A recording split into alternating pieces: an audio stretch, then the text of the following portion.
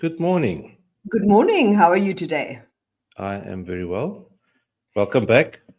Thank you. We haven't done a news in 2 weeks since because Louise decided to leave us for.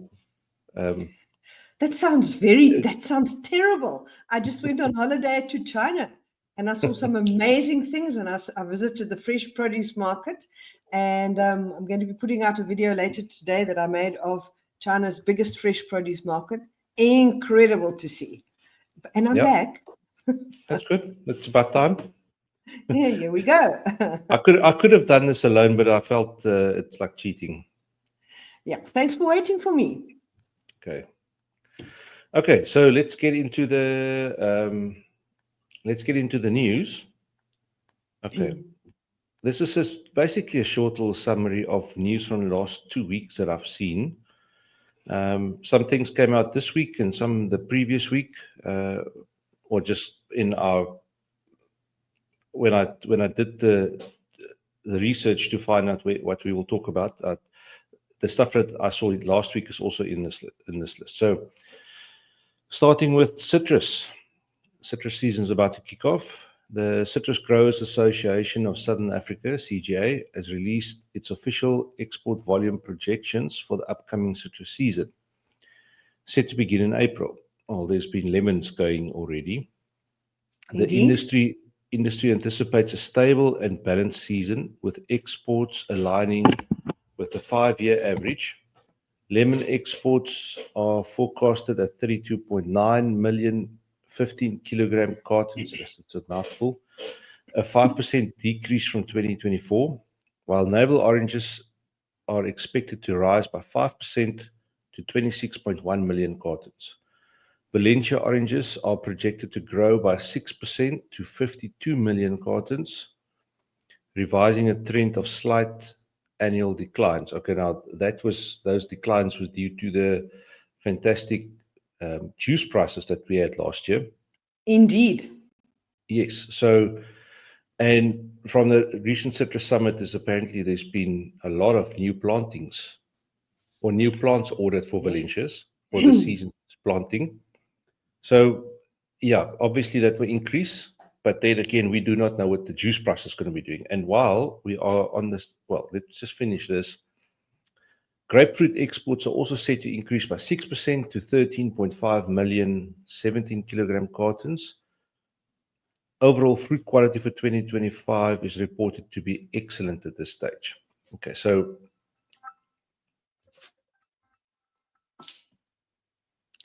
there is CGA is on a marketing campaign to the EU to get their grapefruit marketed, which is quite exciting.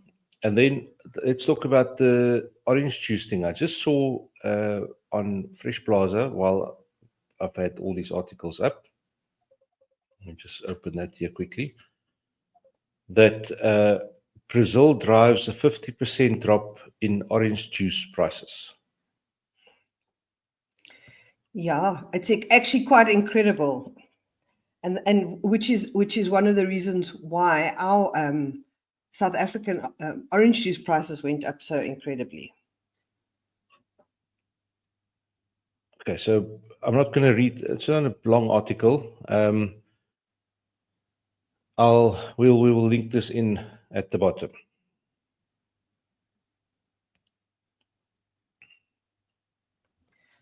Great. So it was amazing to attend the Citrus Summit and to hear all the things that are happening in the citrus industry. And it's wonderful to see that the new forecast is looking like it might actually keep up with the way things are projected, despite all the issues. And one of the big issues that is hanging over the citrus industry at the moment, which is very relevant at the moment, is President Donald Trump and his tariffs and AGOA, and whether AGOA will be renewed in September. It's very topical, and we'll just have to wait to see. I think AGOA has been a horse that's been flogged to death. Indeed. I don't think that is the big issue at this stage. There was a new thing that came out this week where Donald Trump stood in front of everybody with a big board with Yes. countries with tariffs on that is opposed by those countries on the US and the tariffs that they are imposing on those countries. And now he wants to increase those so that they are equal. So this is from what I understand. So if a country imposes a 50% tariff on any products imported from the US, and the US are the US is imposing like a 10% tariff on the stuff imported from that country into the US, he now wants to balance it. So he wants to add another 40% so that it's equal. And South Africa was like under the top 10, whatever that was on that list. And the number that stood next to it was 30%. So again, this is now, we don't know yet. We just saw Donald Trump standing on stage saying all these things. Yes, it's topical, and he's clearly trying to get a message out. And we don't know, but we see, and what will be will be. So we hope the citrus industry will not take too hard a knock. As we said, AGOA doesn't represent such a massive the advantage. It's important, but it's reasonably small. Okay, but it's very relevant to our government, and as one of the favorite people I like to follow, Neil de Beer, says, "Hy gaan vir hulle moer." Yes, that is unsubtle, but it says it as it is. Yes. Okay, so the next thing we have on our list is South Africa's fruit industry prepares for the EU packaging regulations. Okay, so what is this all about? South Africa's permanent stone fruit industries are gearing up to comply with the European Union's packaging and packing waste regulations, set to take effect in 18 months. Historically reliant on plastic packaging to ensure optimal fruit condition during the long-distance shipments, the industry faces challenges in transitioning to alternative materials. The Woodgrove Packhouse Action Group is actively researching alternatives, developing a plastic action plan, and collaborating with suppliers to identify viable options. Efforts include phasing out materials like PVC and BOPP laminates due to recycling challenges and exploring alternatives for expanded polystyrene trays. This is huge, and it is a big deal, and it's going to be expensive, and somebody's going to have to pay for it. And unfortunately, we have to make a start with this. And at the end of the day, it'll actually end up being the consumer who has to pay for this.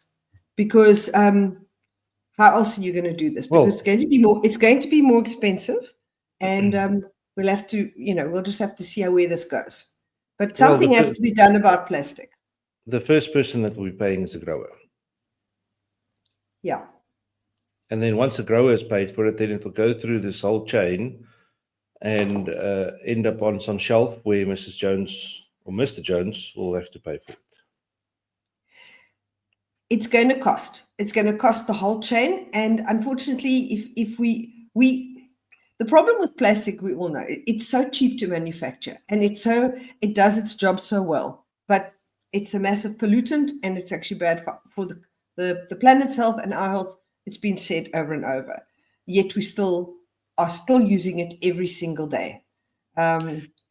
So this is a big challenge, and if there's legislation coming in, they're going to have to do things. There have been some amazing initiatives already in providing compostable alternatives and biodegradable alternatives to plastic, but unfortunately, they've been expensive. So it's one of those things that it's going to take some time. Yes.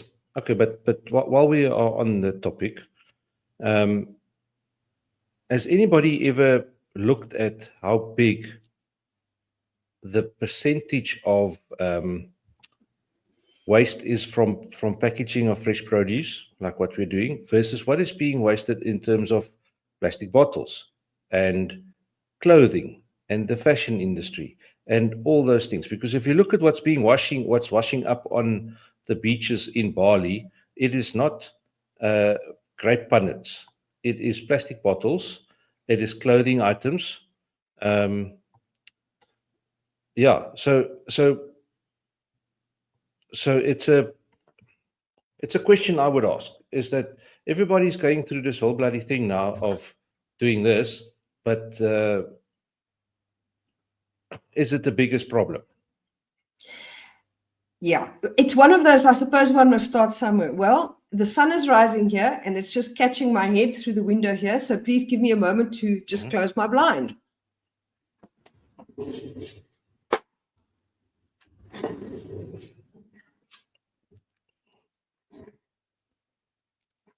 There we go. It's a bit better. It's still there. Still there. Well, anyway, we'll just have to carry on with it. Okay, so let's carry on with what we've been doing. The first South African lemons of 2025 season arrive in India. The inaugural shipment of South African lemons for the 2025 season has arrived in India. This marks the first time export of Fruit One has sent lemons to the Indian market. I saw articles on this in social media. The shipment of 1,600 cartons arrived at Jawaharlal Nehru Port, I might be messing that up, and was welcomed by importer IG International. CGA CEO Pochokan Sibele highlighted that citrus exports to India have nearly tripled since 2020, reaching 30,000 tons. However, a 30% import tariff remains a significant barrier to future growth in this market. Okay, this was on Fresh Plaza and on Fruitnet. Yes, it's very exciting that India is a massive market, massive market. There are many mouths in India to feed. And South Africa, the citrus industry particularly, is desperately trying to grow, not desperately, but proactively, shall I say, trying to grow new markets. And the fact that India is looking so positive and, and as we know, as we just mentioned earlier, tariffs are very topical at the moment. So it's one of those things that they will have to, they'll have to look at that as a barrier. But once the market opens, and as we know, the Indian market has opened quite considerably for other South African fruit. We heard at the IFPA conference that I think Indian, is it, help me, Devot, was it pears or apples? Pears, I thought so. It was also discussed at the summit with one of the people that we interviewed, is that yes. a massive, I think I might be stuffing up the number, but something like 70 or 80% of all pear consumption in India, imported pears, is from South Africa. So, and that's recent. That's not been along for a long time. So it's really good to see that the market's opening up. So this begs the question again, is that how important is a tariff? Yeah. Will it have such a big impact? Because if the pear is being consumed, if there's nothing else there and the people want it, they will just pay it. It remains to be seen again. So it's one of those things. But the point is, and I think the exciting point is that the market is opened. In South Africa, we've been faced with tariffs for a very long time, especially in our clothing industry. I think the tariff on clothing in South Africa is something like 46%. If you import, even if you buy off Amazon, or it's not so much on Temu and Shein because they wanted to impose a global tariff on those things coming in.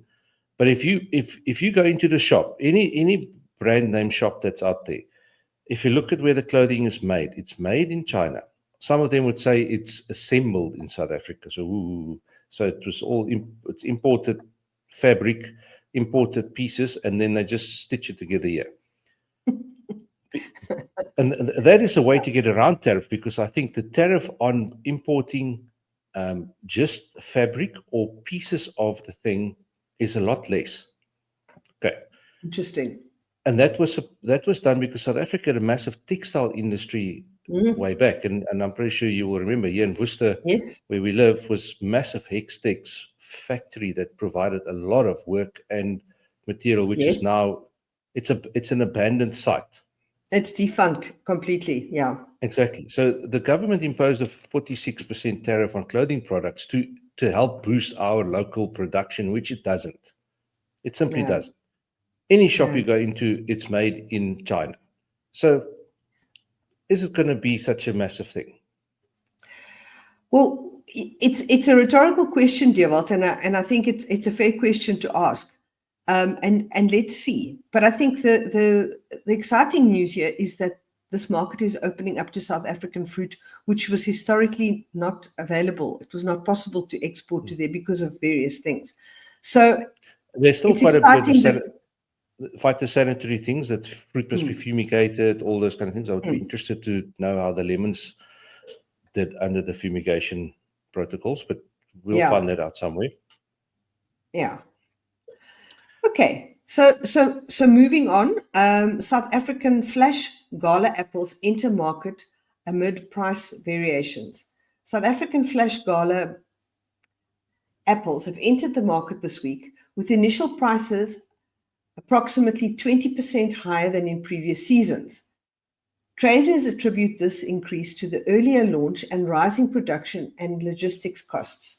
Conversely, South African Gala apples available for 2 weeks are priced lower than last year due to abundant supply and price pressure from large volumes from New Zealand.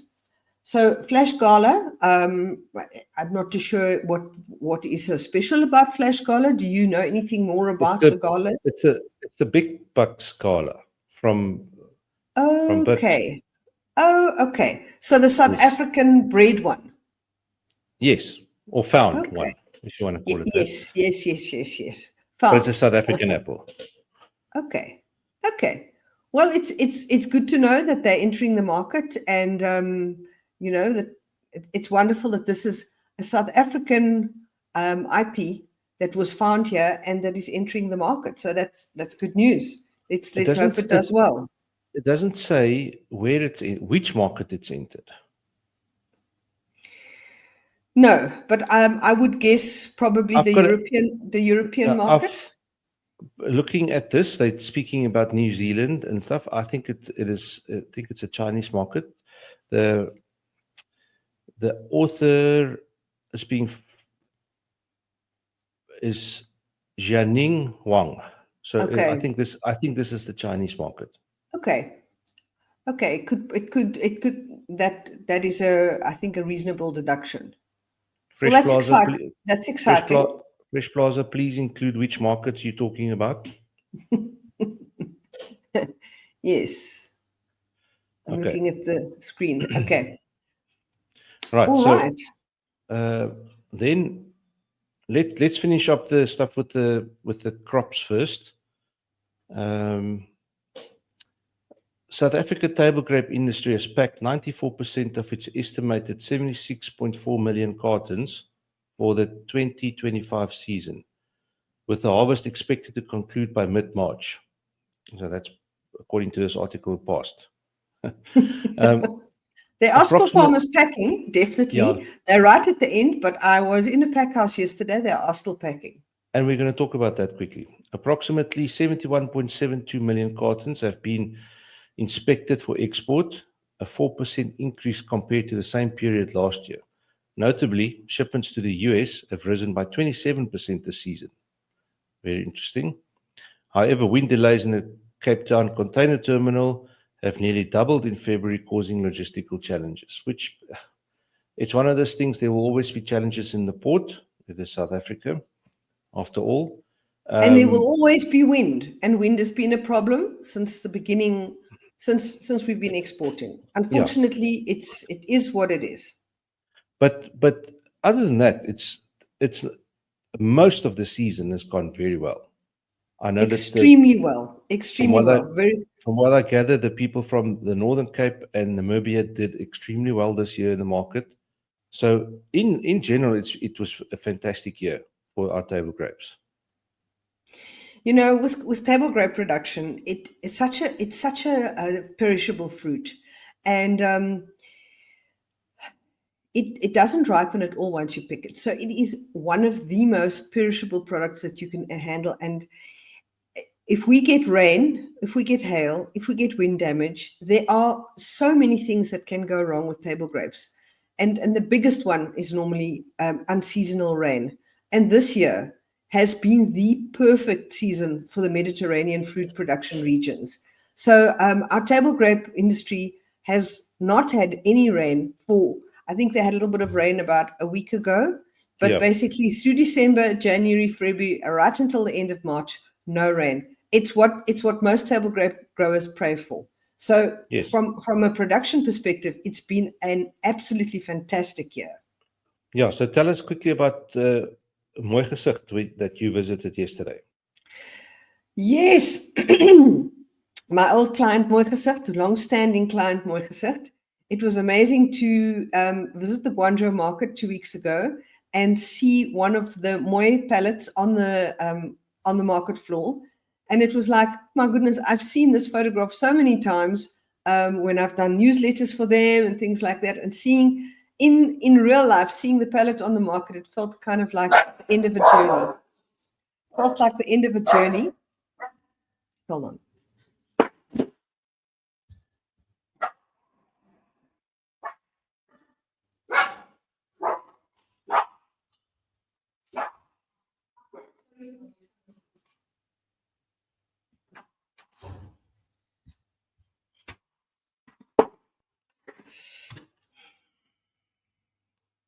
Hi.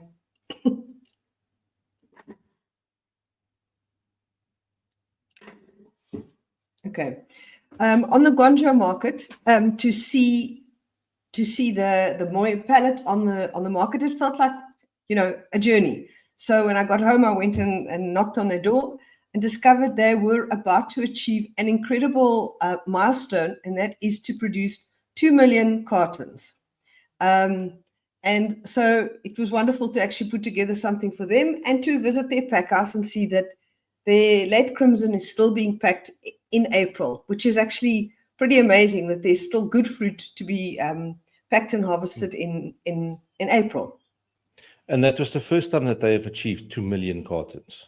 The first time after 3 years of floods, hail, terrible torrential rain, 200-year flood. It's been incredible. So for them, it's been very special. Wow. Okay, so then on to the last topic, which is a big one. Effective March the 1st, 2025, the South African government has implemented a 4.4% increase in the national minimum wage for farm workers, raising it from 27.58 Rand to 28.79 Rand per hour. This adjustment aims to balance the wages for farm workers with the sustainability and competitiveness of the agricultural sector, which employs approximately 935,000 people. The increase comes amid challenges such as a 5% contraction in agricultural GDP for 2024 and severe drought conditions affecting many farming regions. Yeah, this is a tough one because while one can definitely argue the cost of living has gone up and minimum wages should go up, the downside is that for agriculture, which is an industry which is very reliant on labor, to increase the minimum wage to this extent immediately affects profitability, and it's going to have an effect on the profitability of all agricultural sector. It's an unfortunate reality, but it is a reality. Yes. Well, as Jeremy Clarkson would say, on that bombshell. Yeah, people do need to live. People do need to be able to buy food, and we know it's getting very, very expensive, but it doesn't make it any easier for the farmers. So Yes. we wish them luck, and we do hope that that they can rejig their sums and rejig their employment and be able to remain profitable despite this increase. Yeah. Okay. Have a lovely day. Yes. Have a great day. Chat later. Well, bye. Bye.